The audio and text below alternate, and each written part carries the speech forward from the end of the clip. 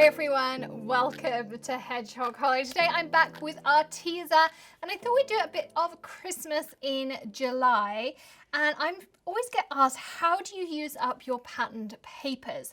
So today I'm showing you how to use these really cool wood slices. Now I have tons of ideas for these wood slices, but I'm going to be showing you how to use them as ornaments. Now I think this is a really cool kids craft and a really great way to use up your patterned papers, because you can use this for any occasion, whether you want to do them for back to school. You could use some of the larger ones as coasters. So you can really adapt this idea in tons of different ways. So I have taken a few of these wood slices. You get 45 in a pack.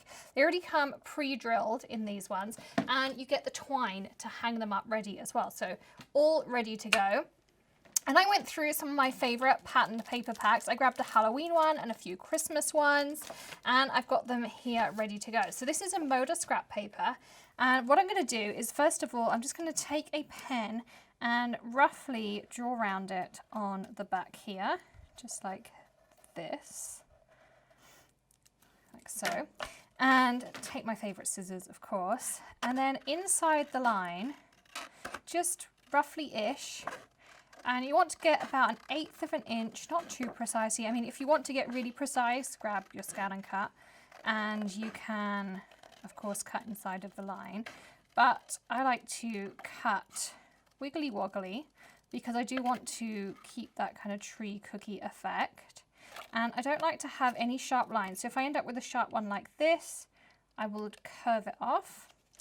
And then I'm going to work out which side of my tree cookie. If I need to go a little bit smaller, I will. So for this one, I'm going to cut inside of my line and make it a little bit smaller, because I want this to fit inside. So you can see, I can still see a little bit of that tree on the outside. And the idea being that this is going to be a really cute ornament that we can hang up on our tree afterwards. So we'll pop this to the side. Now there are lots of ways you can put this on. The easiest way, in my opinion, is something like a Mod Podge spray, and you're going to see how easy this is, because I literally just coat my tree cookie, pop it on like this. And you're also going to want a coating on top. So then I do the same on top. Now I meant to apply some gloves first of all, so I'm going to quickly put those on afterwards. You're going to see my paper is going to curl a little bit, so I do want to coat both sides of my paper. I also have some freezer paper down as well, so nothing's going to stick to it. But this is all going to stick down nicely. So this coats and everything all in one. And then once it's dry, of course, everything's going to be perfect. Now the other thing that I'm going to do whilst it's nice and wet is add some glitter. Depending on how you want to add your glitter. So if you want to just add it around the edge, you're going to want to make sure this is dry. So you're going to grab your heat gun, dry everything off, and then add your glitter. If you just want to add a lovely shimmer of glitter, then you're going to add it right now. So we're going to move it to the side. And here I have the Arteza Ultra Fine Glitters. So you could add something like the Snow White all over. For the Halloween, we're going to work with the glow in the dark, and you'll see me do that in a second. You have tons of colors, and throughout the different ones, you're going to see I'm going to pick out different things. But I think for this one, we're just going to go with an elegant. This is a more kind of elegant piece. So for this one, I'm going to give it a spritz all over, and I'm going to grab myself a clean piece of paper.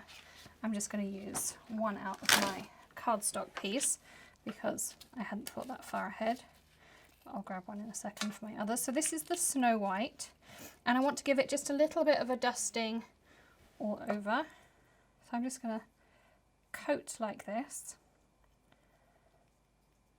You can see. Give it a nice tap. And I'll pop all of that back in afterwards. And you can see it is translucent. You can also give it a little bit of a burnish. Take off any excess.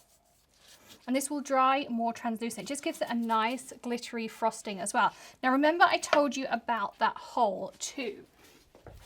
Now, of course you know I was going to grab a craft pick. We're going to work out where that hole is. Whoops-a-daisy. my Mod Podge is not quite dry yet. So I'm going to be a little bit more careful. You want to find out wherever that hole is.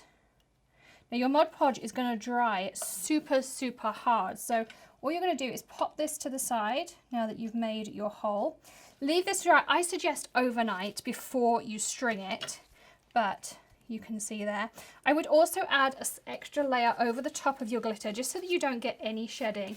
The spray Mod Podge is just so nice. You see how easy that was? Remember back in the day when we used to have to, you know, paintbrush and stuff over it? But these Arteza wood slices are so easy to work with. So I'm going to do the rest of mine and then we'll come back once they're all dry.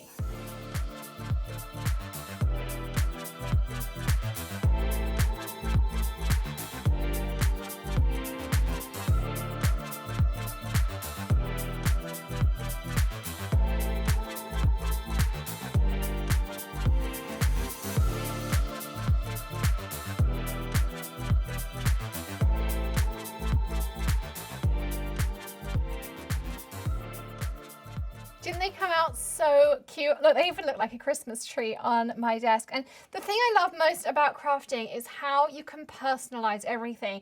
And with these slices, of course, you can make them for any occasion.